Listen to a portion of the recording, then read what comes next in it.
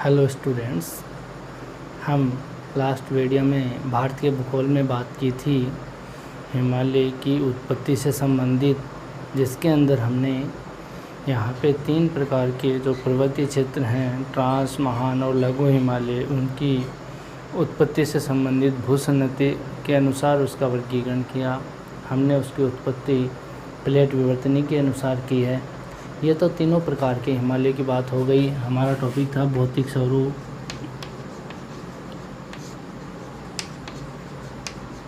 इसके अंदर हमने 3 प्रकार के हिमालय की उत्पत्ति से संबंधित बात कर ली। अब लास्ट जो है इसमें शिवालिक, इसकी अलग प्रकार से उत्पत्ति मानी जाती है। शिवालिक को ही उप हिमालय कहा जाता है। उप हिमालय, यहाँ पे हम इसकी उत्पत्ति से संबंधित बात करें तो इसकी जो उत्पत्ति है वो 3 प्रकार से मानी जाती है। कितने प्रकार से? एक तो भूसंनति के अनुसार मानी जाती है, भूसंनति के अनुसार। एक मानी जाती है प्लेट विवर्तनी के अनुसार।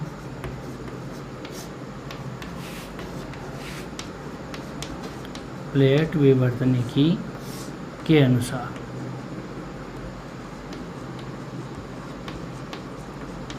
एक मानी जाती है पास्को पिलग्रिम के मत के अनुसार।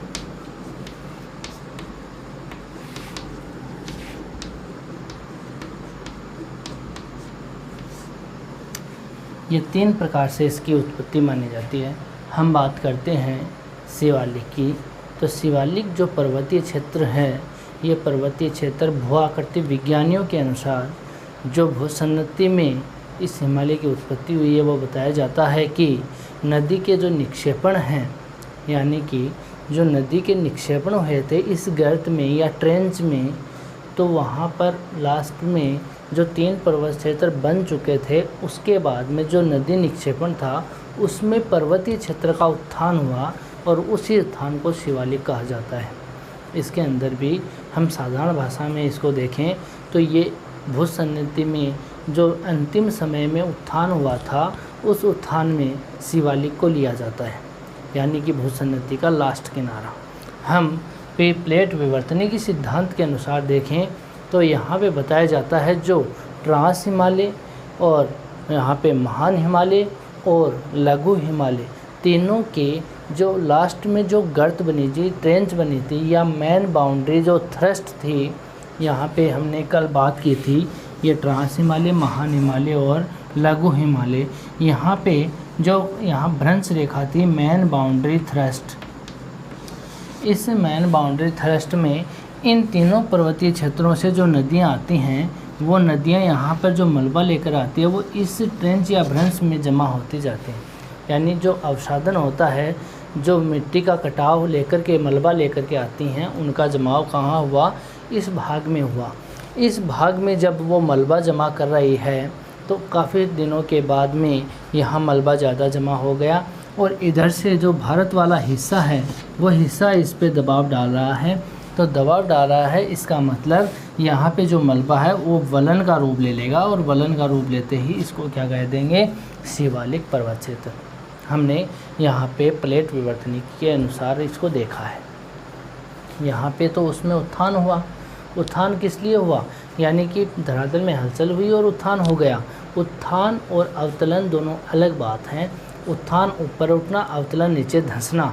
और जो प्लेट विवर्तनी की है वो प्लेटें एक दूसरे को धक्का दे करके वहाँ वलन पैदा करती है, वहाँ पे वलित रूप में उसको ऊंचा करती है, यानी मोड़दार रूप में उसको ऊंचा करती है। दोनों बातें अलग अलग हैं।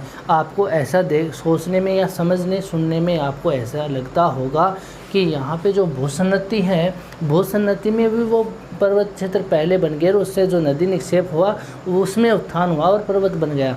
लेकिन प्लेट विवर्तनी के सिद्धांत में आपको नज़र आएगा कि जो 3 जो पर्वत श्रेणियाँ बनी हुई हैं, जिसके अंदर ट्रांस है, महान है, लघु है, उससे जो नदियाँ अपना मलबा लेकर के उस मेन बाउंड्री थ्रस्ट में जमा करती रही, उसके बाद में भारत का जो हिस्सा वो इसको धक्का दे करके उसको वलित रूप में ऊपर किया है। ये प्लेट विवर्तनिकी सिद्धांत के अनुसार इस शिवालिक की उत्पत्ति मानी जाती है। अगर हम इसके लास्ट प्रकार को देखें तो पास्को पिलग्रिम नामक जो दो विद्वान थे, ये एक विद्वान नहीं, दो विद्वान है, पास्को अलग है, पिलग्रिम अलग है, दोनों भू आकृति विज्ञानी हैं।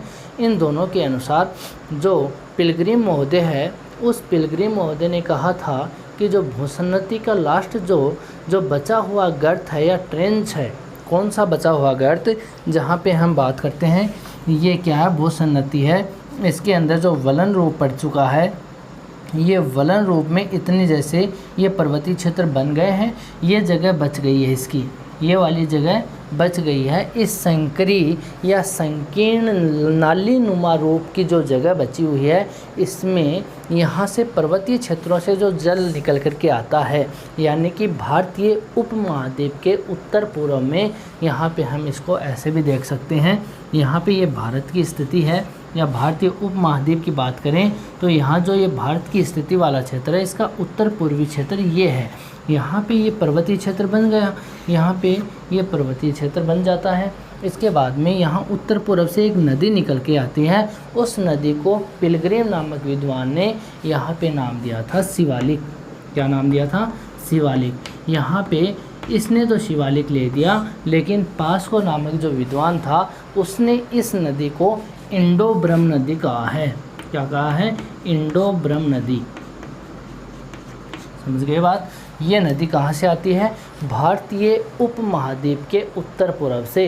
उपमहाद्वीप का मतलब हो गया कि यहाँ पर भारतीय उपमहाद्वीप इसलिए कहते हैं कि इसमें अनेक विविधताएं हैं, जिसमें पर्वत, पठार, मैदान और सब कुछ है। और यहाँ पे नदियाँ भी हैं, झीलें भी हैं, तालाब भी हैं, यहाँ पे समुद्र का किनारा भी लगता है। तो इस कारण इसको यहाँ पे उपमहाद्वीप की श्रेणी में रखा जाता है। इसमें बहुत सारे क्षेत्र पास में जुड़े हुए थे, वो अलग नहीं थे। जैसे बांग्लादेश है, पाकिस्तान है, ये क्षेत्र है जो नेपाल, भूटान वाले, ये उपमहाद्वीप के ही क्षेत्र हैं। लेकिन अब ये उपमहाद्वीप नहीं रहा, लेकिन आज भी हम बोलते हैं तो भारतीय उपमहाद्वीप के रूप में ही इसको जाना जाता है। तो यहाँ भारतीय उपमहाद्वीप के उत्तर पूर्व दिशा से जो एक नदी यानी संकीर्ण नाली नुमा रूप में एक नदी निकल के आई थी, उस नदी को पिलग्रिम नामक विद्वान ने शिवालिक कहा था, और पास्को नामक जो विद्वान था उसने उसी नदी को इंडो ब्रह्म नदी कहा था। इन्होंने ये कहा कि जो ये संकीर्ण रूप में आ रही है नदी, इसके तटबंध का नाम देखो, तटबंध इसको समझना, तटबंध क्या होते हैं? जो नदी आ रही है, जैसे ये नदी आ रही है, इस नदी के इधर से पानी आ रहा है। जब आप देखते हो घर पे कोई नाला होता है, उस नाले में जो कचरा होता है, वो कचरा उस नाले के किनारे पे जमा होता चला जाता है। यानी उसके किनारे पे वो जमा होगा तो वो कचरे का क्या लग जाएगा? ढेर लग जाएगा उसके किनारों पर, और यहाँ पे क्या बन जाएंगे? तटबंध बन जाएंगे। उन्हीं किनारों को यहाँ पे क्या कहा गया है? तटबंध कहा गया है। वो तटबंध इस नदी के दोनों तरफ हैं। यहाँ जैसे इस क्षेत्र में यहाँ पे जो मेन बाउंड्री थ्रस्ट वाला वो क्षेत्र बचा था, इसके यहाँ पे भी तटबंध है, यहाँ पे भी बीच से नदी बह रही है, दोनों किनारे पे ये अपना मलबा छोड़ती चली गई, यहाँ दोनों तरफ छोड़ती चली गई। धीरे धीरे यहाँ से इसमें अभिसरण हुआ, दोनों तरफ इसमें अभिसरण हो रहा था। किसमें? इस भूसन्नति में, यानी जो क्षैतिज अभिसरण की क्रिया हो रही थी, तो दोनों तटबंध आपस में दोनों मिल गए, और मिलने के कारण वो तटबंध ऊंचे उठ गए। ऊंचे उठने से यहाँ पे क्या बताया गया है? शिवालिक पर्वत श्रेणी बताया गया है। ये बात किसने कही है? पास्को पिलग्रिम महोदय ने बताई है। तो यहाँ पे हमने इसकी उत्पत्ति से संबंधित बातें कर ली है। ये बात 3 प्रकार से किसने कही है? यहाँ पे भूसन्नति के अनुसार उत्थान होता है पर्वतीय क्षेत्र के इस बचे हुए भाग में, और यहाँ पे भारत वाला हिस्सा इसको धक्का दे करके उसको मोड़दार रूप में या वलित रूप में ऊंचा उठा देता है। किसको? यहाँ मेन बाउंड्री जो थ्रस्ट है उसकी जो अवसादन की क्रिया वाले क्षेत्र को ऊंचा उठा देता है। और यहाँ पे पास्को पिलग्रिम नामक जो मत है उसके अनुसार उस नदी के तटबंध में दोनों एक होकर के ऊंचे उठ जाते हैं, जिसको यहाँ पे शिवालिक पर्वत श्रेणियाँ उप हिमालय की संज्ञा दी जाती है। यहाँ पे ये बात तो इसकी हो गई है, लेकिन आगे बात हम इसकी करेंगे वर्गीकरण की। किसका वर्गीकरण? हिमालय का वर्गीकरण। यहाँ पे तो इसकी उत्पत्ति कैसे हुई है ये जाना है हमने। अब वर्गीकरण में ये देखेंगे कि यहाँ पे है क्या क्या क्या।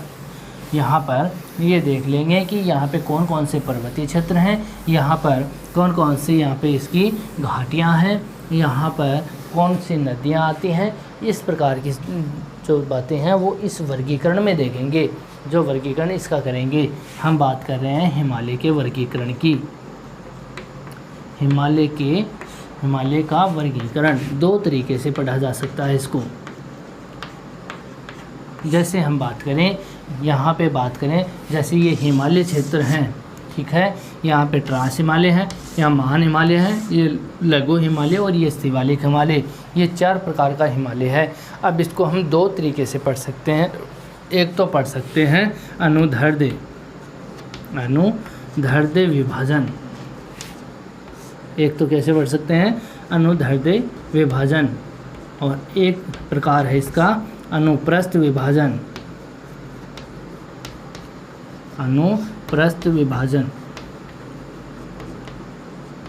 देखना दोनों को। हम इसको कैसे पढ़ सकते हैं? एक तो हम ऐसे पढ़ सकते हैं, समझ गए बात। एक आप इसको टुकड़े में पढ़ सकते हैं, इसके टुकड़े कर लो, पहले इसको पढ़ लो, फिर इसको पढ़ लो, फिर इसको पढ़ लो, फिर इसको पढ़ लो। आपको दोनों तरीके से पढ़ना है।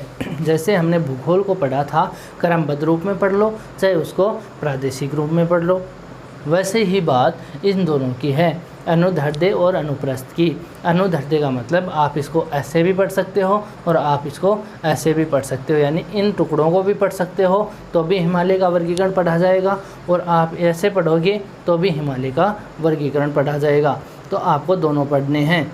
तो यहाँ पे हम अनुदैर्ध्य और अनुप्रस्थ को समझ लेते हैं एक बार। यहाँ पे हम समानांतर रूप में किसी लकड़ी के टुकड़े रखें, यानी कि यहाँ पे लकड़ी के टुकड़े रखें तो इनको तो कहते हैं अनुदैर्ध्य। अगर इस लकड़ी के टुकड़े कर दें, यहाँ पे ऐसे टुकड़े कर दें हम, तो इसको 4 टुकड़े हो गए, तो इन चारों टुकड़ों को हम पढ़ लेंगे, वो हो गया अनुप्रस्थ। समझ में आ गया आपको? यानी उत्तर से दक्षिण, जैसे ये लाइन, ये लाइन, ये लाइन और यहाँ पे ये लाइन, उत्तर से दक्षिण की तरफ हम इसको पढ़ें तो वो तो हो गया अनुदैर्ध्य। और यहाँ पे पूर्व से पश्चिम की ओर ये टुकड़ा पढ़ लिया, ये टुकड़ा पढ़ लिया, ये पढ़ लिया और यहाँ पे ये पढ़ लिया, तो इसको कहेंगे अनुप्रस्थ। हमेशा के लिए याद रह जाएगा, इसको आप समझ लीजिए। आप उत्तर से दक्षिण जा रहे हो तो यानी कि अनुदैर्ध्य जा रहे हो। आप पूर्व से पश्चिम जा रहे हो, इसका मतलब आप अनुप्रस्थ जा रहे हो। तो दोनों विभाजन आपको पता चल जाएगा। यहाँ पे हम अनुदैर्ध्य प्रकार के विभाजन को पहले पढ़ेंगे। पहला प्रकार हम ये पढ़ेंगे, फिर दूसरा प्रकार हम अनुप्रस्थ को पढ़ लेंगे, ठीक है। यहाँ पे इसके अनुसार हिमालय को 4 भागों में बांटा गया है। किसके अनुसार? अनुदैर्ध्य के अनुसार। यहाँ पे पहला प्रकार हम लेंगे ट्रांस हिमालय। ट्रांस हिमालय का दूसरा नाम है ट्रांस हिमालय, इसका दूसरा नाम टेथिस हिमालय। टेथिस हिमालय, इसका तीसरा नाम है पार हिमालय। तीनों नाम आपको ध्यान में रखने हैं, पार हिमालय। इसके बाद दूसरा इसका प्रकार लेंगे हम, यहाँ पे महान हिमालय। महान हिमालय, इसको ही ग्रेट हिमालय भी बोलते हैं। ग्रेट हिमालय, इसी को हिमाद्री भी बोलते हैं। देखिए एक नाम आता है सह्याद्री। देखो दोनों नाम सेम है। ये तो है हिमाद्री और ये है सह्याद्री। जो पश्चिमी घाट है हम इसको भी पढ़ेंगे जब हम प्रायद्वीपीय पठार पढ़ेंगे या पश्चिम तटीय वाला जो क्षेत्र पढ़ेंगे, उसके अंदर पश्चिमी जो तटीय मैदान है या घाट है उनको पढ़ेंगे, तो वहाँ पे पश्चिमी घाट को क्या कहते हैं? सह्याद्री कहते हैं। यहाँ पे हिमाद्री की बात कर रहे हैं तो हिमाद्री किसको कहते हैं? महान हिमालय या ग्रेट हिमालय को कहा जाता है। यहाँ पे तीसरा प्रकार हम पढ़ेंगे इसके अंदर, यहाँ पे लघु हिमालय। लघु हिमालय का दूसरा नाम है लेसर हिमालय। क्या नाम है? लेसर हिमालय। इसी को बोलते हैं मध्य हिमालय। क्या बोलते हैं? मध्य हिमालय। आपको ये नाम याद रखने हैं कि कौन से हिमालय को क्या कहते हैं। आप ये देखते हो कि यहाँ पे मध्य हिमालय का नाम ले लिया तो महान हिमालय को कहने लग गए। ऐसा नहीं है, लघु हिमालय का ही नाम क्या है? मध्य हिमालय है, और लेसर हिमालय भी बोलते हैं। यहाँ पे चौथा प्रकार होगा शिवालिक का। यहाँ पे चौथा प्रकार शिवालिक हिमालय या उप हिमालय बोलते हैं इसको, उप हिमालय। ये 4 प्रकार हम पढ़ेंगे अनुदैर्ध्य रूप में, ठीक है। अनुप्रस्थ रूप में हम बात करेंगे इसके आगे, ठीक है। जब हम चारों पढ़ लेंगे इसके बाद अनुप्रस्थ पढ़ लेंगे, जिसके अंदर हम कश्मीर हिमालय, यहाँ पे कुमाऊं हिमालय, यहाँ नेपाल हिमालय और यहाँ पे लास्ट में असम हिमालय, इनकी बात हम आगे कर लेंगे।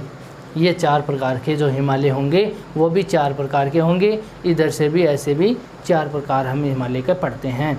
तो हम वर्गीकरण में अब पहला प्रकार लेकर चलेंगे ट्रांस हिमालय या टेथिस हिमालय या पार हिमालय का। ये जो पार हिमालय है ये अपने भारत में भी है।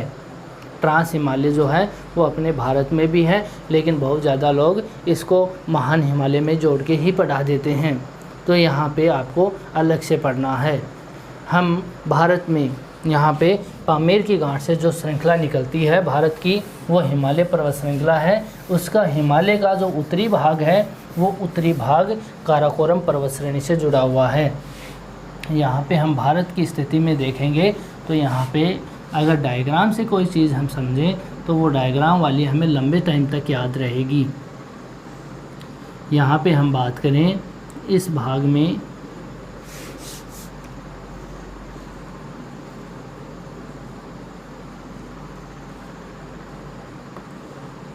ये भाग है भारत वाला क्षेत्र। इस भारत वाले क्षेत्र में यहाँ पर एक गांठ है पामीर की गांठ, आपने सभी ने सुना होगा। इस पामीर की गांठ से एक पर्वत श्रृंखला इधर निकलती है, वो तो हो गई क्यूनलून। कौन सी हो गई? क्यूनलून पर्वत श्रृंखला। इसके बीच में यहाँ तिब्बत का पठार है और यहाँ पर एक पर्वत श्रृंखला है, और उस पर्वत श्रृंखला को यहाँ से, ये जो पर्वत श्रृंखला है ये वाली, यहाँ पे ये पर्वत श्रृंखला है, ऐसे है ये, इससे जुड़ी हुई इतनी, ठीक है। ये पर्वत श्रृंखला है ट्रांस हिमालय की। कौन से की है? ट्रांस हिमालय की। एक बार इसको ऐसे देखो, ये जो पर्वत श्रृंखला है ऐसे बनी हुई है, ये हाइट है, आप इसकी ये हाइट देख सकते हो। सबसे ऊंचा कौन सा हो गया? महान हिमालय हो गया। यहाँ पे नीचा कौन सा है? ट्रांस हिमालय, और लघु हिमालय इससे छोटा, और सबसे छोटा कौन सा है? शिवालिक हिमालय, जो पहाड़ियों के रूप में, छोटी छोटी पहाड़ियों के रूप में है शिवालिक हिमालय, जो सबसे लास्ट में बना हुआ है। यहाँ पे हम बात करें ट्रांस हिमालय की। ट्रांस हिमालय की बात करें तो ट्रांस हिमालय में 3 पर्वतीय श्रृंखलाएँ हैं या तंत्र हैं, यानी कि जो ये हिमालय है ट्रांस हिमालय, इसमें 3 भाग बने हुए हैं, 1 हिमालय, 2, 3। ये ट्रांस के भाग हैं, यानी ट्रांस जो हिमालय इसके 3 पार्ट हैं। यहाँ पे पर्वत श्रेणियाँ हैं, यहाँ पे काराकोरम पर्वत श्रेणी है, यहाँ पे लद्दाख है और यहाँ पे जास्कर है। तीनों पर्वत श्रेणियाँ जो हैं वो ट्रांस हिमालय का पार्ट है, महान हिमालय का नहीं। ज़्यादातर आपको बुक्स में महान हिमालय में मिलेंगे, लेकिन ये ट्रांस हिमालय के पार्ट हैं। कौन से हैं? ये उत्तर से दक्षिण इसका विस्तार है। यहाँ पे अगर पूरे ट्रांस की बात करें तो ट्रांस की यहाँ पे चौड़ाई है 40 किलोमीटर की और लंबाई है 965 किलोमीटर की, यानी कि ये पश्चिम में तो पामीर की गांठ से जुड़ा हुआ है और पूरब में यहाँ कैलाश पर्वत है, इस कैलाश पर्वत से जुड़ा हुआ है। यानी कि जो पूरब में विस्तार है इसका ट्रांस हिमालय का वो कैलाश पर्वत श्रेणी से तक है, और पश्चिम में जो इसका विस्तार है वो पामीर की गांठ तक है, और पामीर की गांठ से इसका विस्तार जो जुड़ा हुआ है वो काराकोरम पर्वत श्रेणी का है। आपको याद होगा कि यहाँ पे एक ऊंची चोटी भी है, उस चोटी को यहाँ पे क्या कहते हैं? Godwin Austen K2। आपने नाम सुना होगा, mount Godwin Austen, Godwin Austen. जिसको हम सिंपल से K2 बोलते हैं। ये K2 कहाँ पर है? काराकोरम पर्वत श्रेणी है वहाँ पे है, लेकिन वो POK में है। यहाँ जो POK वाला क्षेत्र है, ये वाला जो क्षेत्र है पाक ऑक्युपाइड कश्मीर वाला, यानी पाकिस्तान के अधिकृत क्षेत्र जो है ये वाला POK, उसके अंदर जो काराकोरम पर्वत श्रेणी है उसके ऊपर ये गॉडविन ऑस्टिन जो K2 वाली जो श्रृंखला है, पहाड़ियाँ है, ऊंची माउंट है, वो वाली स्थित है। यहाँ पे भारत की सबसे ऊंची चोटी तो ये है, लेकिन विश्व के अनुसार भारत की ऊंची चोटी है वो यहाँ पे कंचनजंगा है, वो कि नेपाल और सिक्किम सीमा पर है। वो कहाँ पे है? ये नेपाल वाला क्षेत्र है और ये सिक्किम, इसकी सीमा पे जो है कंचनजंगा, चोटी का नाम क्या है? कंचनजंगा। ये जो कंचनजंगा है ये पर्वत श्रृंखला नेपाल और सिक्किम सीमा पे है, ये भारत में स्थित है। विश्व के अनुसार ये कंचनजंगा भारत की सबसे ऊंची चोटी है, लेकिन भारत की वैसे अगर हम बात करें POK अगर भारत में शामिल करें तब इसकी सबसे ऊंची चोटी है गॉडविन ऑस्टिन यानी K2। अगर यहाँ पे POK विश्व के अनुसार ये POK वाला क्षेत्र पाकिस्तान में है, लेकिन भारत इसको अपना मानता है। भारत अपने मानचित्र में POK को दर्शाता है, लेकिन विश्व पाकिस्तान का अगर मैप बनाए तो उसके अंदर POK को शामिल करेगा, यानी भारत का मैप जो बनाएगा विश्व वो इतना ही बनाएगा, इस POK को पाकिस्तान में ऐड कर देगा।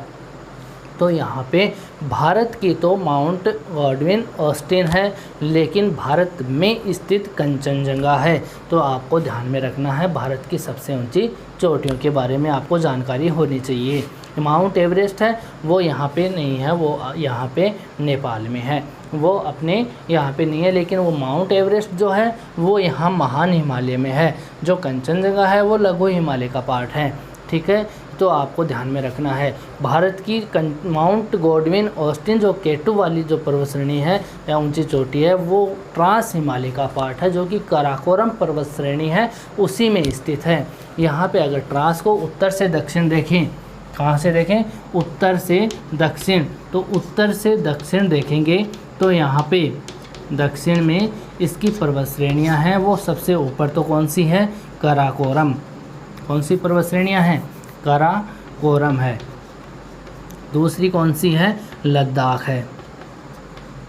और तीसरी है पर्वत श्रेणी यहाँ पे जास्कर।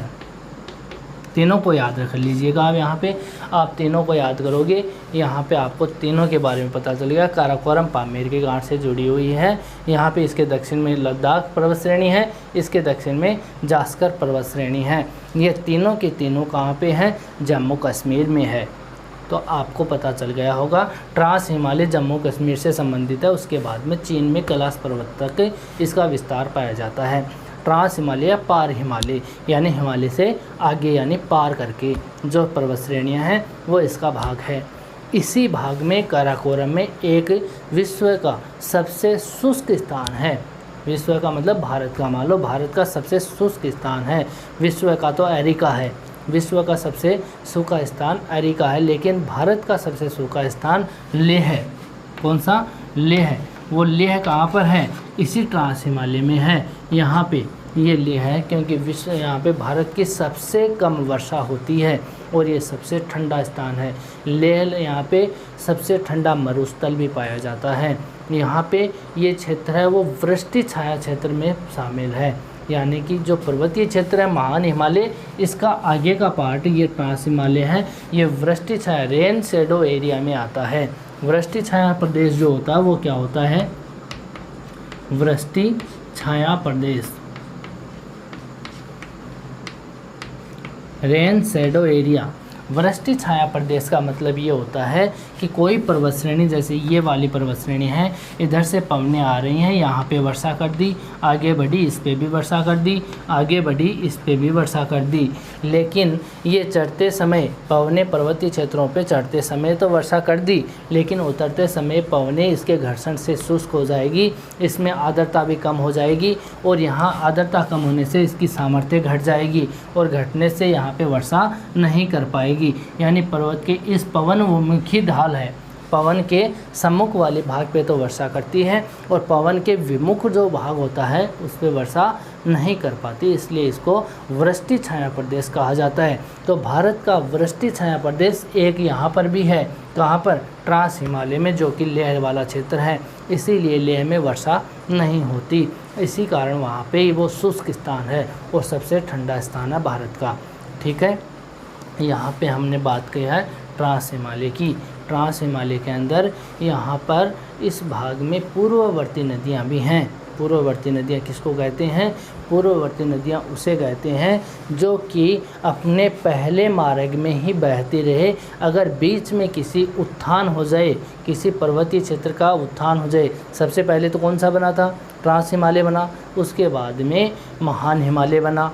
तो महान हिमालय बाद में बना है। यहाँ से कोई नदी निकल रही है, जैसे यहाँ से कोई नदी निकल रही है कैलाश पर्वत से, और कैलाश पर्वत से यहाँ से निकलते हुए भारत में प्रवेश करती है।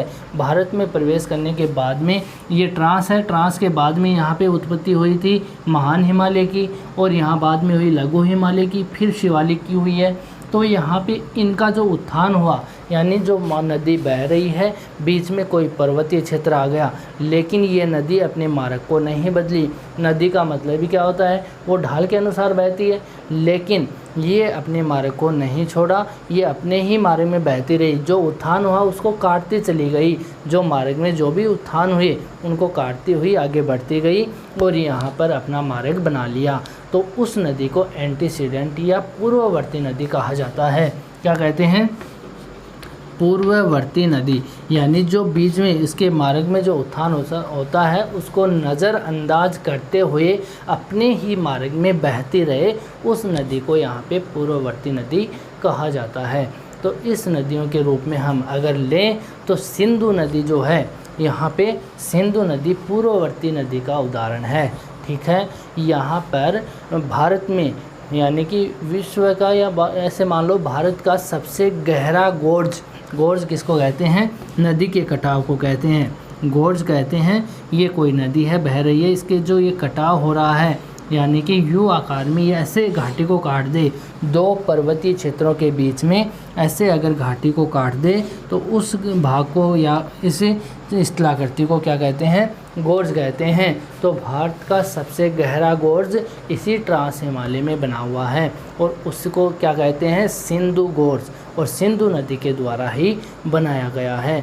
ये हम ट्रांस हिमालय की बात करते हैं। इसी में यहाँ पे केदारनाथ, बद्रीनाथ प्रकार के महान हिमालय में यहाँ पे पर्वतीय क्षेत्र हैं। तो यहाँ पे हमने ट्रांस हिमालय की बात कर ली है। इसमें लद्दाख है, जास्कर है और काराकोरम पर्वत श्रेणियाँ हैं, जो कि पश्चिम में इसका विस्तार कहाँ तक है? पामीर की गांठ तक, और पूर्व में इसका विस्तार कहाँ तक है? कैलाश पर्वत तक। ठीक है, इसके बाद में हम दूसरे महान हिमालय की चर्चा करते हैं। महान हिमालय है, ये महान हिमालय दूसरे नंबर का है। इसकी औसत ऊंचाई 5000 मीटर मानी जाती है, यानी कि सबसे ऊंचा तो कौन सा है? 8848 में माउंट एवरेस्ट, लेकिन इसकी औसत ऊंचाई जो है वो कितनी मानी जाती है? यहाँ पे 5000 मीटर मानी जाती है, यानी कि विश्व की सबसे ऊंची चोटी इसी हिमालय में है, यानी हिमालय के महान हिमालय में, या हिमाद्री भी इसको बोल सकते हो आप। इसके अंदर यहाँ पे 4 धाम हैं। कौन कौन से हैं? गंगोत्री, यमुनोत्री, केदारनाथ, बद्रीनाथ है। केदारनाथ और बद्रीनाथ जो हैं वो किस घाटी में हैं? मंदाकिनी घाटी में, और जो कि केदारनाथ है, बद्रीनाथ अलकनंदा की घाटी में। अलकनंदा नदी का नाम है, मंदाकिनी भी एक नदी का नाम है। इनकी घाटियों में ये धाम बने हुए हैं, केदारनाथ और बद्रीनाथ। यहाँ पे हाल ही में केदारनाथ में बाढ़ आई थी थोड़े समय पहले। ठीक है, उसमें जन धन की हानि हुई थी भारत में। इसलिए जो महान हिमालय है इसके अंदर घाटियाँ भी है। कौन कौन सी है? कश्मीर में कश्मीर घाटी है, यहाँ पे लाहौल स्पीति घाटी हिमाचल प्रदेश में है। महान हिमालय की हम बात कर रहे हैं। इस महान हिमालय में घाटियाँ हैं। लाहौल स्पीति घाटी है, ये जो हिमाचल प्रदेश में है। काठमांडू घाटी नेपाल में है। तो यहाँ पे इस प्रकार की घाटियाँ भी हैं। यहाँ पे जो महान हिमालय, इसकी 3 प्रमुख विशेषताएं हैं। पहली तो है यहाँ पे कायांतरित चट्टान का पाया जाना। कायांतरित आग्नेय, अवसादी और कायांतरित, यानी जो रूप परिवर्तन कर ले जो चट्टान, उसको कायांतरित कहा जाता है। इस कायांतरित चट्टान का जो प्रमाण मिलता है वो महान हिमालय में ही मिलता है। ठीक है, इसके बाद अगर हम महान हिमालय की दूसरी विशेषता देखें तो यहाँ पे जो जीवाश्म हैं, यानी जीवों के जो अंश हैं नीचे अवसाद में जमे हो जाते हैं, जिसमें पेड़ पौधे और जीव जंतुओं के अस्थि पंजर जो होते हैं वो जमा हो जाते हैं अवसाद में नदियों के द्वारा। वो नदियों के द्वारा जो अवसाद थे वो नष्ट हो चुके, यानी कि इसमें ऐसा कोई जीवाश्म नहीं पाया जाता। ठीक है। तीसरा रूप यहाँ पे गिरवाखंड या नापे की स्थिति का पाया जाना होता है। गिरवाखंड और नापे को समझ लो क्या होते हैं। गिरवाखंड का दूसरा नाम क्या है? नापे। ये होते हैं जब क्षैतिज अभिसरण की क्रिया होती है। जब क्षैतिज अभिसरण होता है, किसी चीज़ में दबाव लगता है, जैसे मान लो यहाँ पे ये पर्वतीय क्षेत्र है, इधर से भी क्षैतिज और इधर से भी क्षैतिज ये संपीड़न होता है। अगर इसमें इतना संपीड़न हो जाए कि ये भाग मुड़ करके ऐसे हो जाए और ऐसे हो करके एक टाइम ऐसा आए कि ये यहाँ से टूट जाए और आगे जा कर के जैसे यहाँ पे कोई स्थलाकृति है उसके ऊपर यहाँ पे स्थापित हो जाए, इस भाग से टूट करके वो यहाँ पे स्थापित हो जाए, उस भाग के या उस स्थलाकृति को यहाँ पे हम क्या कहते हैं? ग्रीवाखंड कहते हैं या नापे कहते हैं। ऐसी प्रकार की स्थलाकृतियाँ महान हिमालय में हमें देखने को मिलते हैं। तो इसकी प्रमुख विशेषता ये भी है। इसकी प्रमुख विशेषताओं में ग्रीवाखंड और नापे को महत्वपूर्ण माना जाता है। ठीक है। यहाँ पे जीवाश्मों की क्या होती है? कमी होती है। तो यहाँ हमने महान हिमालय को भी देख लिया है। हमने ट्रांस हिमालय की बात कर ली है, हमने महान हिमालय की बात कर ली है। नेक्स्ट बात करेंगे हम अगले वीडियो में।